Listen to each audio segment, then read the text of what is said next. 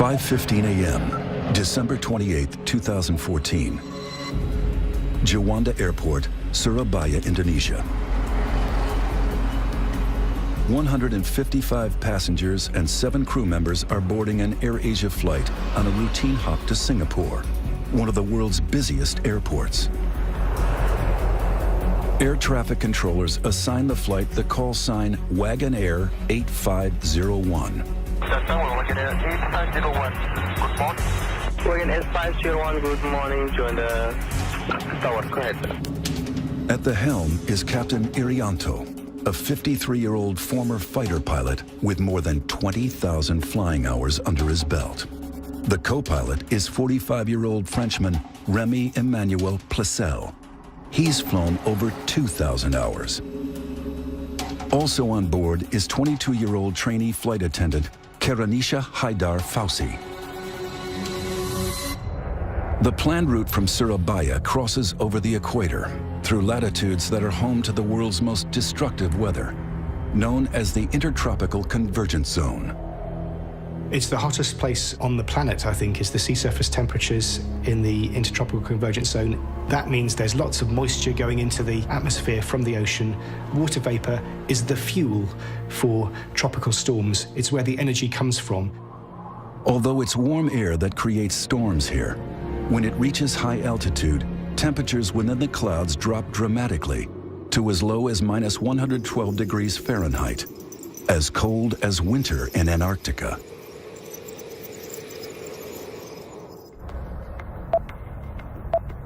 Last quarter, AirAsia 8501, gain Q7. Inside the operations center, the weather is constantly monitored. Itu tidak ada kondisi yang mengkhawatirkan. Ramalan cuaca atau prediksi cuaca pada hari itu di Surabaya tidak ada masalah. Tetapi di Singapura yang kami terima, tafornya, memang ada kondisi hujan ringan. The forecast is clear, but that could change at any moment. Basically, it's the bread and butter of the pilots flying in the tropics, is that they are always, on virtually every flight, flying around thunderstorms. Juanda aircraft ready for start and push back.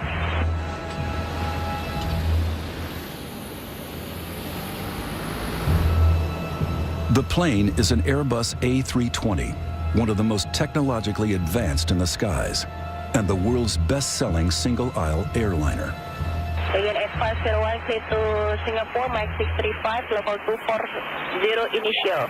This plane has flown 13,500 times, covering more than 23,000 flight hours. Wagon Air 501, clear to take off.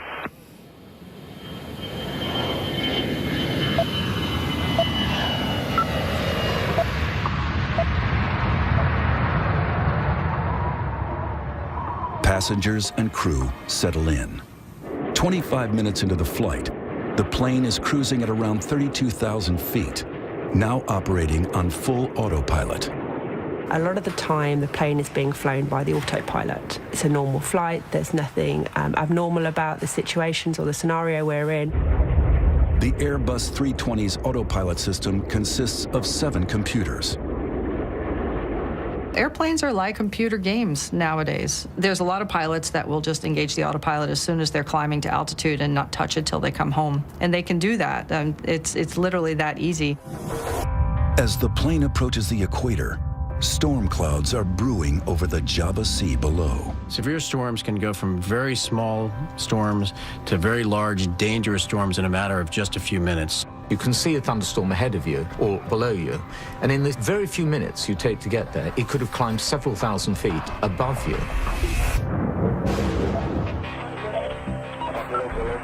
Air traffic controllers receive Flight 8501's final radio transmission. The plane requests permission to take a left turn and climb. Air traffic control will know where other aircraft are, and they either allow you to do the turn or they don't. Sometimes they may delay your turn until another aircraft has passed. Several nearby aircraft have already changed course to avoid flying into the heart of the storm. Some of them deviated to the left, there were some deviated to the right, some flying higher. With so many flights in the same airspace, air traffic controllers deny 8501's request to climb above the storm. To be denied a climb, very normal. It happens on virtually every flight, because there you'll be passing through aircraft flying in the same direction as you, because it's always better to fly through weather than it is ever to hit another aircraft. With the possibility of severe turbulence ahead, the crew face a critical decision: to stay on course or change direction. This aircraft was the only one at 32,000 feet at that time. The other aircraft flying around the same air routes were at 30 to 38,000 feet. This animation shows the flight path of the plane's final minutes, halfway into its flight to Singapore. At 6:16, radar data records that the plane is cruising at around 32,000 feet. Seconds later, still cruising. But then, the plane deviates from its course and turns left. You would have been flying it with the autopilot, and so you put changes to direction by turning a knob, as opposed to actually flying it with the joystick. The 155 passengers on board have no clue that they are just 2 minutes from disaster.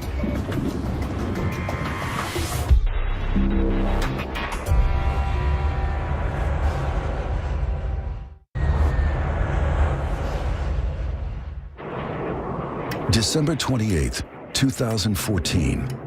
An AirAsia flight to Singapore is flying into a thunderstorm. Modern airliners are designed to withstand the turbulence produced by severe weather, but a thunderstorm is not a place any pilot wants to be.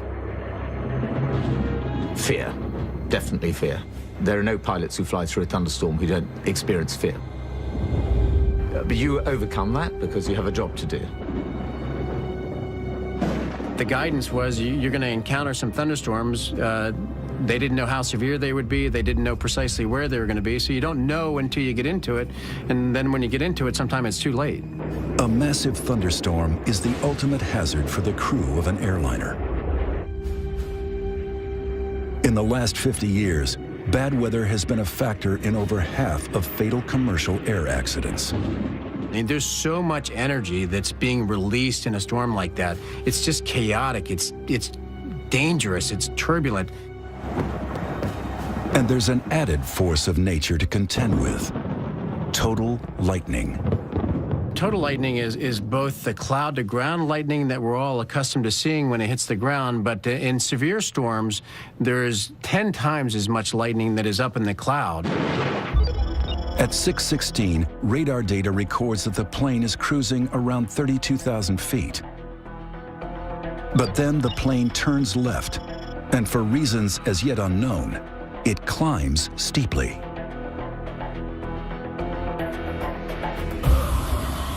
It would be dark, there would be lightning. The rain would be very noisy on the airplane, you would hear it. The aircraft can shake, the instruments can become blurred as your head is shaking, the eyeballs literally shaking in your head.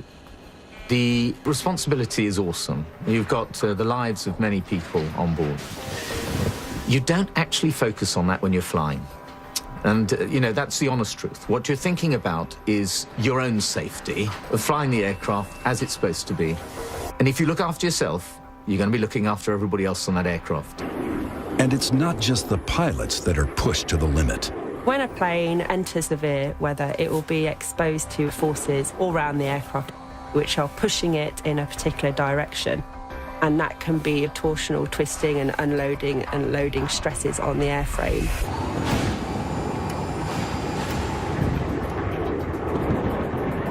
The plane climbs through 37,000 feet. As it climbs, its speed slows to just over 400 miles per hour. Just 20 seconds later, the flight is around 38,000 feet. Then, it slows down even more. At 6:18 a.m., the plane goes missing from radar.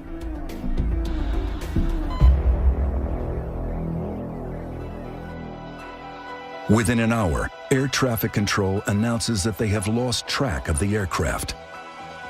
Distraught families are desperate for answers. Airport manager Trikora Harjo prepares for the worst.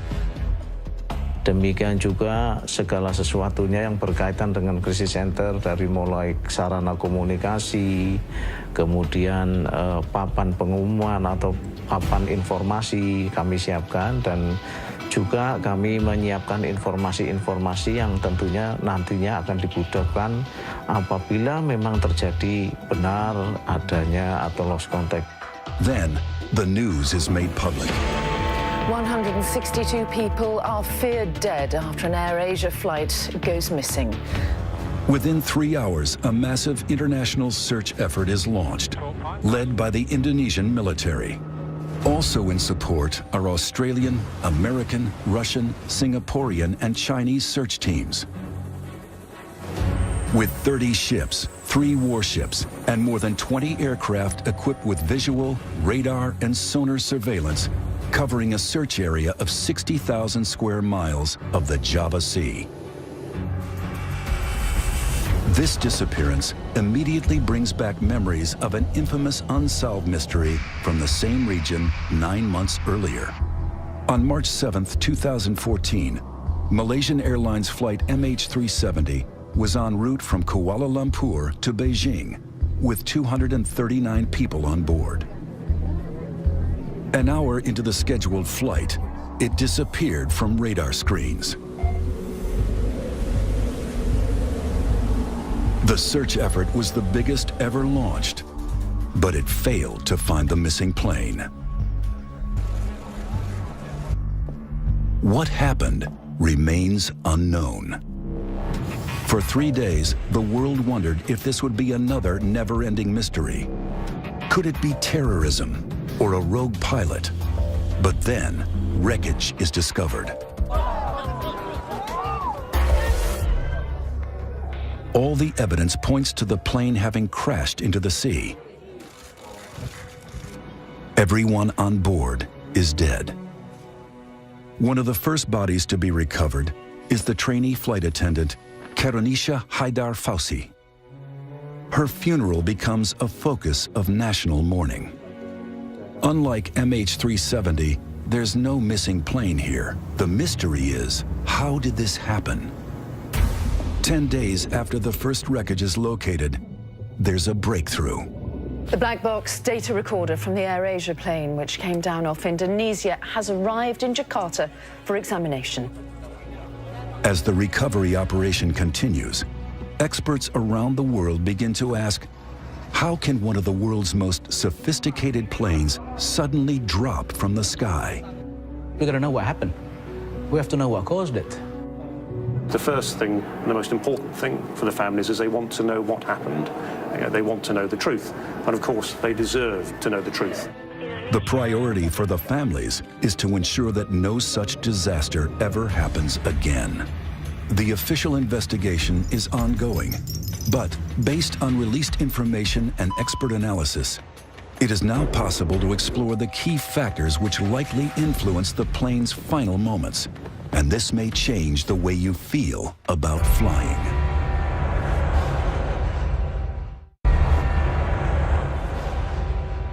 Though the researchers have the flight's black box, it only tells part of the story. Investigators dig into the data to tease out the accident's origin.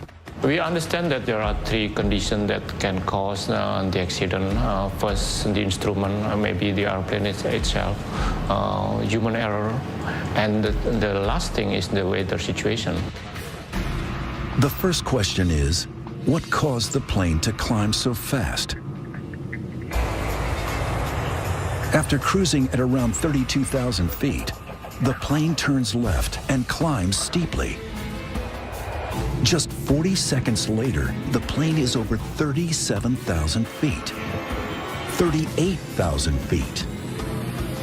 That's a climb of nearly 6,000 feet in less than a minute. 3 times faster than normal and outside the parameters set by the autopilot. So was the plane out of control, or was it direct pilot action? 6,000 feet per minute is a pretty hefty climb at altitude, no less, when the performance isn't as good. It's possible that they pulled the nose up and traded speed for altitude. That is possibly what happened, that the aircraft was climbed too steeply. But there could be another reason. It's possible that they got into an updraft and they were carried up by a bubble of air, basically. It's very turbulent and very chaotic and very dangerous, and what goes up has to come down. So you have a massive updraft, and then you get a massive downdraft, and that's just a terrible scenario for a plane and a pilot. You don't want to go into that. Experts have a good idea what happened after the plane got above 38,000 feet. The AirAsia flight must have stalled. Most people understand a stall as they would when they're driving a car, and that would be the engine stopping. That's not the case with aircraft. An aircraft stalling means that the airflow has actually broken away from the wing, and the aircraft no longer flies at this point. It is literally falling like a dead weight in the sky. The engine is still running, but the plane is falling. To see how this affects aircraft in flight, test pilot Dr. Guy Grattan is examining the profile of a wing in a wind tunnel. In the wind tunnel, you can see the flow demonstrated by these lines of smoke. At level flying, the airflow is steady around the wing. But then, as the angle of attack changes, just as it would in a climb, this happens. You reach a point where the flow starts to separate, starting at the rear top surface, and then it breaks up completely. This is known as the stall. Guy is going to put his skills to the test by pushing this plane to its limits and stalling it. Aerodynamically, the stall happens when the flow has broken up on the upper surface of the wing and it ceases to lift efficiently, and that causes the aeroplane to fully or partially lose control. This light aircraft is a Grumman AA-5, but the aerodynamic principles are the same for any plane, including the AirAsia flight. If the aeroplane stalls, a good pilot should be immediately reducing the angle of attack and increasing the power to recover. If they don't do that, what's likely to happen is an increased rate of descent, and either the aeroplane will remain in the stall until it hits the ground, or the aeroplane can enter a spin. For an unprepared pilot, the effects of a stall can be catastrophic. During takeoff in Afghanistan, after its cargo shifted to the back of the hold, this freight plane stalled.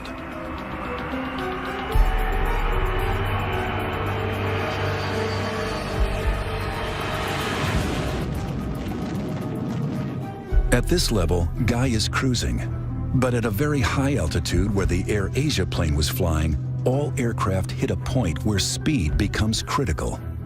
It's an area known by pilots as Coffin Corner. Coffin Corner exists at a high altitude, and to fly at those conditions is really very difficult because you've got to manage the speed of the aeroplane very, very accurately. Every plane has a maximum and minimum speed. The complicating factor is the higher the altitude, the smaller the margin of error between going too slow and going too fast.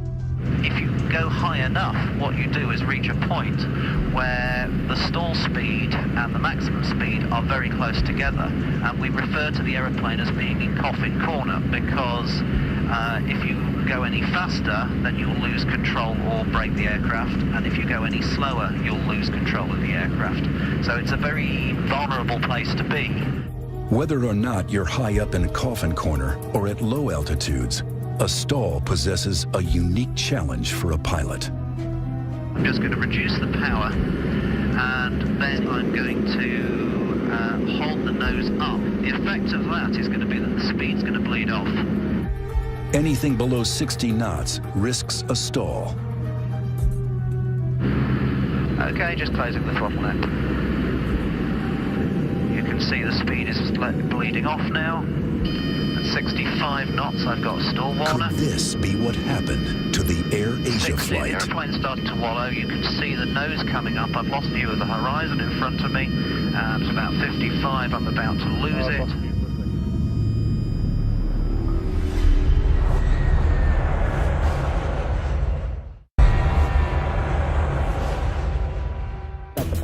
In the weeks after the AirAsia flight crashed into the sea, one thing emerged as a crucial factor: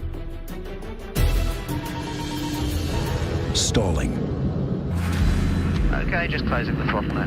Guy Grattan is investigating what a stall means for pilots, and that means losing control of his plane. 5 knots, I've got a stall warner. The aircraft drops 200 feet. The aeroplane has stalled, you see it pitch nose down, and I'm recovering the aeroplane from the stall. To regain control, Guy dips the nose to gain airspeed, then levels out.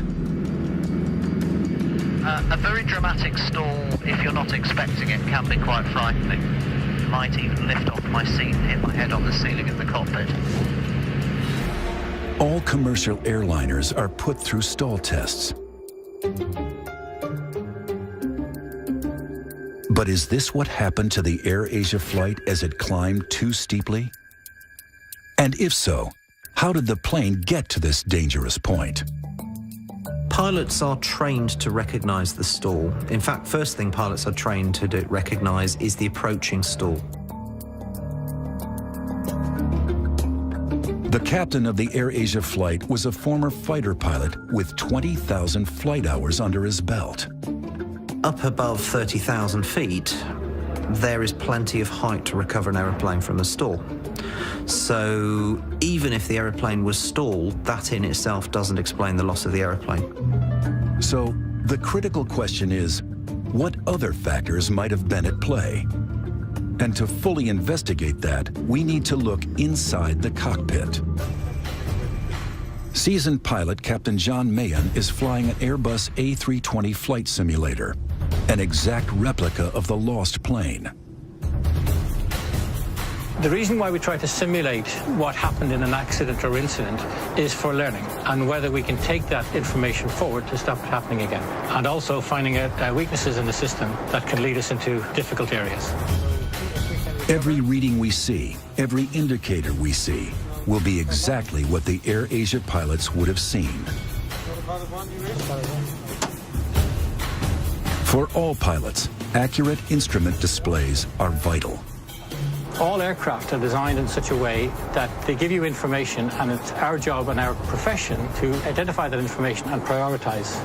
The instruments are everything, and you ignore them at your peril. However, if you get an instrument failure, you have to be able to recognize it. If you follow a faulty instrument, then you can cause the aircraft to over-control, and at that point, anything can happen. Flight 123 requesting climb. This simulator has been programmed to reproduce an instrument failure while climbing from 32,000 feet. That doesn't look right. Looks like unreliable airspeed to me. Check that, please. Captain, standby is indicating 0.72. 0.72. The pilots scramble to identify the fault. Carriage checklist, unreliable airspeed. 396 knots. It's an unreliable speed indicator. Autopilot off. Flight director's off. Birdie's up. Recognizing the fault, the crew switch off part of the autopilot protection, which hands the main controls back to the crew. Courage checklist. Seatbelt sign on.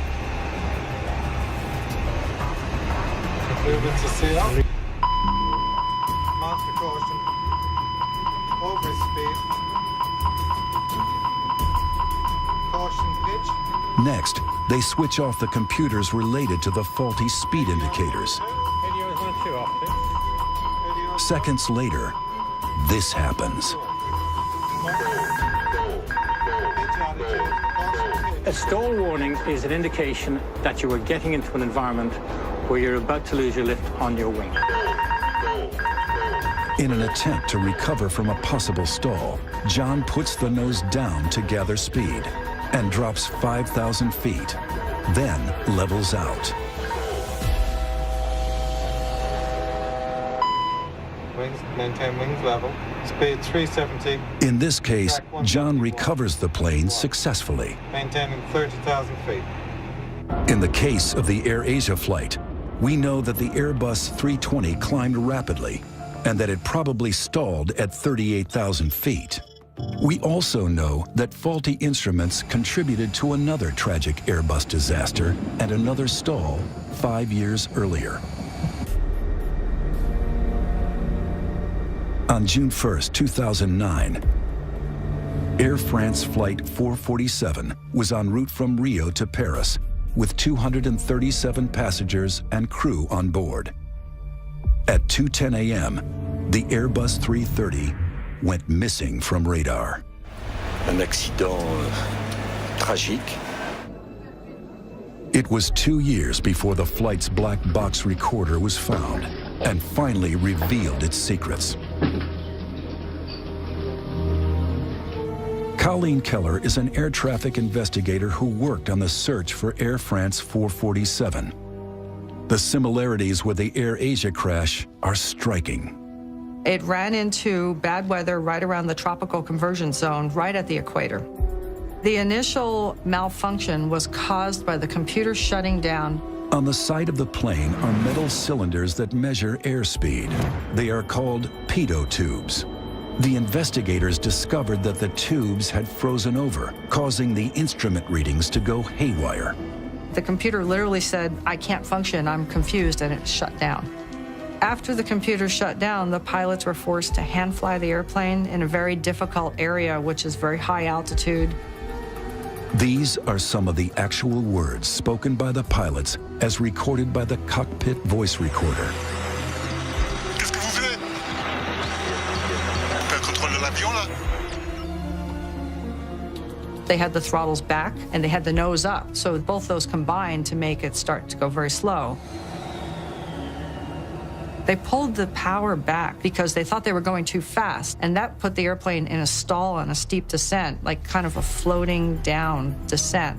Unknown to the Air France passengers, the plane had dropped 10,000 feet per minute. Probably most people were sleeping or trying to sleep. There was a lot of turbulence. The lights were dimmed, and it would have felt like that the whole way down. I don't think people realized what was going on.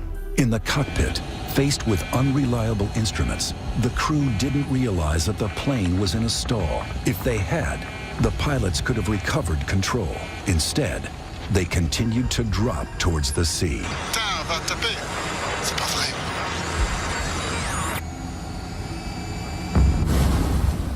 Why did they do that? It's impossible to tell because we can't really get into the minds of the pilots who died there. The Air France tragedy highlighted the fact that pilots need to have better basic skills. I think people were very surprised at the confusion in the cockpit. People think of pilots as being very professional, but they're just human. Did the Air Asia flight suffer a similar fate?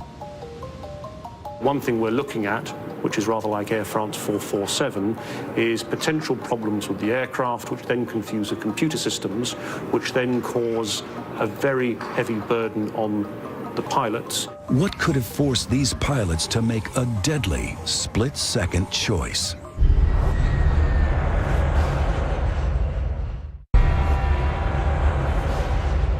Flight 8501's tragic final moments may have come down to something seemingly innocuous: ice.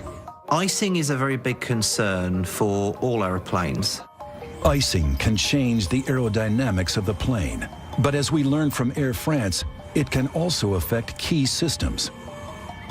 There may well be an issue here about freezing of sensors. Satellite weather data from the day of the Air Asia crash reveals incredible freezing temperatures in the clouds. At the top of the storm, it's nearly as cold as the coldest day in Antarctica, as low as -112 degrees Fahrenheit. This wind tunnel replicates flying through a typical cloud at a temperature of just -4 degrees. Here, a pitot tube is put to the test. If the heaters that are supposed to keep the tubes warm fail, this happens. Ice blocks the tube, which means in the cockpit, the readings the pilots receive could be incorrect. But with no suggestion from the Air Asia authorities that these airspeed indicators failed, it remains speculation. The most plausible theory is potential problems with the aircraft, and then how the crew responded to what the aircraft was doing. That the plane fell out of the sky is not in doubt. But what happened during its fall could shed light on the flight's final moments. In the weeks after the crash, there were reports that the plane had exploded before it hit the sea. Based on released information, this is what we can piece together. At an altitude of around 38,000 feet, the plane loses speed. Then it drops. Some experts estimate that at that point, it falls at a rate of 20,000 feet per minute, twice as fast as the Air France disaster, down to 24,000 feet, before all communications cut out. To investigate whether or not the plane broke up during its descent, Indonesian aviation analyst Jerry Sujatman is reviewing the data relating to the distribution of debris across the Java Sea. I think it's pretty certain that the aircraft went down in one piece. The wreckage pattern does not indicate any breakups prior to hitting the water. So we just have to look at the wreckage itself. And the telltale signs of it is that, yes, the aircraft would go down tail first, hit the water tail first. It's clear from the wreckage that mid-air structural damage is not a major factor here. From what we hear from the investigators, from the cockpit voice recorders, that up to the last moment, they did put all their efforts into try and saving the aircraft.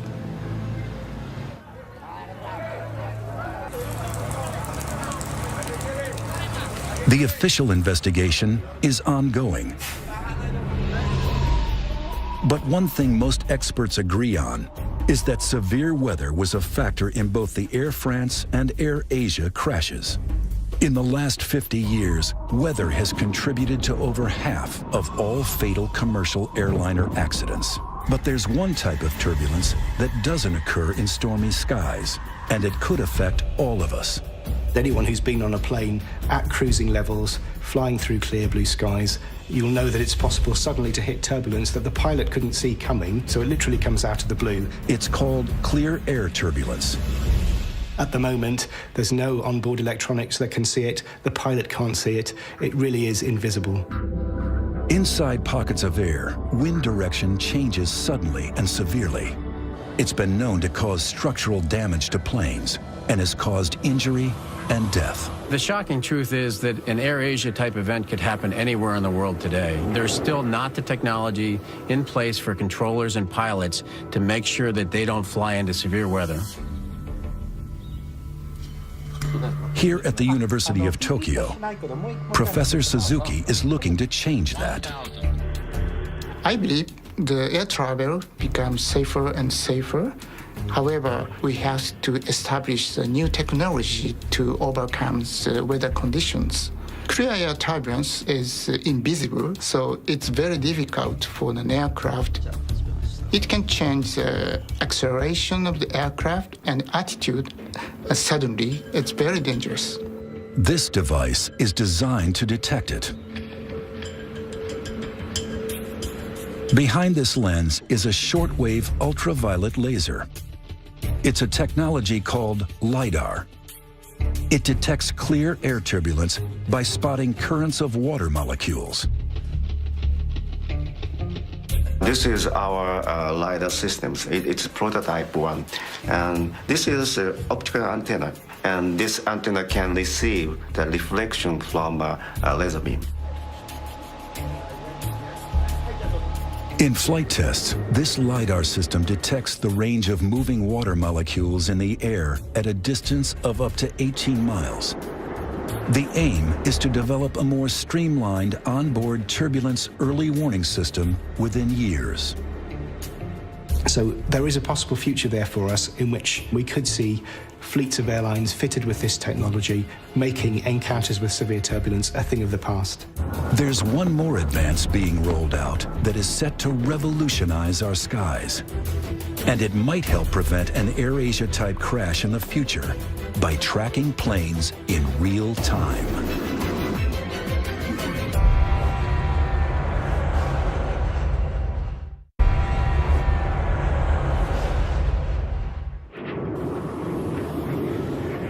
When the AirAsia flight crashed, scientists around the world continued their search for solutions to safer and more efficient air travel in the future.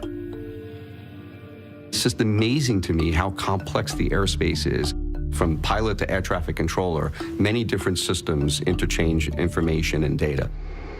Our current technology is unable to track all those planes as they move around the globe. I think that it was a shock with the recent tragedies that occurred, that people started to realize that the whole Earth is not covered, and there are vast amounts of oceans and mountainous areas that are not covered. It's estimated that 70% of the world's airspace is out of the range of radar. Currently, what controllers see when aircraft are crossing the oceans are a dot that was placed by an airplane reporting back, say, 10 minutes ago, and they know where it's supposed to be 10 minutes later. So really, there's a 10-minute gap, which is basically 80 miles apart. That's because there's no real-time surveillance or tracking of that aircraft in between. Here at the Ariane facility in Virginia, engineers are changing that. This is one of the most revolutionary advancements in air traffic control since radar. 66 Iridium satellites are readying for launch for full operation in 2018. The satellite network will cover the globe, receiving signals from every plane everywhere on the planet, relaying information to controllers on the ground. Think of it as a GPS receiver on board all of the airplanes that transmits its precise location in real time to air traffic control authorities. By putting an ADS-B receiver on board each satellite, we realized that we would create something that was not possible before. If this technology were available now, MH370 would have been better tracked, and the AirAsia flight would have been found within hours, not days. With second-by-second information, air traffic controllers will be better equipped for a quick response to pilots who need a sudden change of altitude. The AirAsia flight might not have been denied permission to climb to avoid a storm. The altitude changes are important because a lot of those requests are a function of weather. So when the pilot says he's over a particular point and he's requesting to change altitude, the controller will have the screen to look at, and the pilot will have a higher rate of responsiveness from the controller based on the fact that they have a shared situational awareness. Global tracking of flights will make managing flights safer and more efficient. But a critical issue remains. There's one unpredictable factor that's a cause in up to 80% of all air crashes: human error. I think the public is wondering how safe flying is.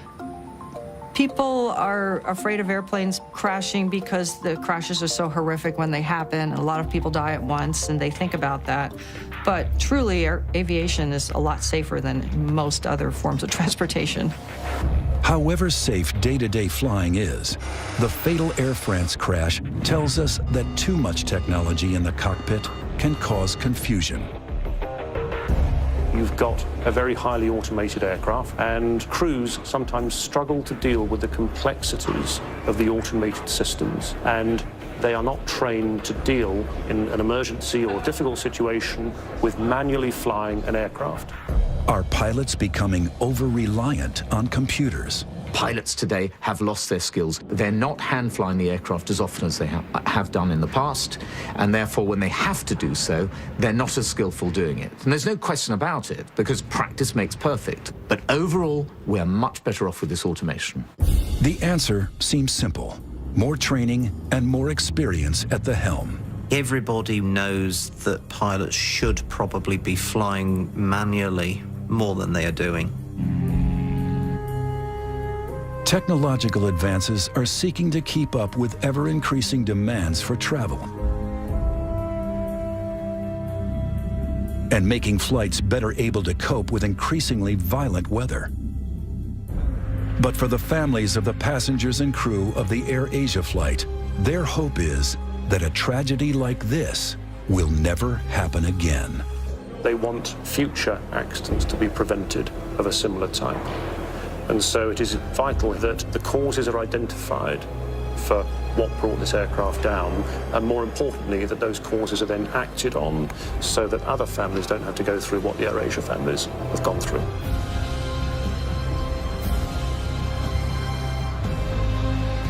This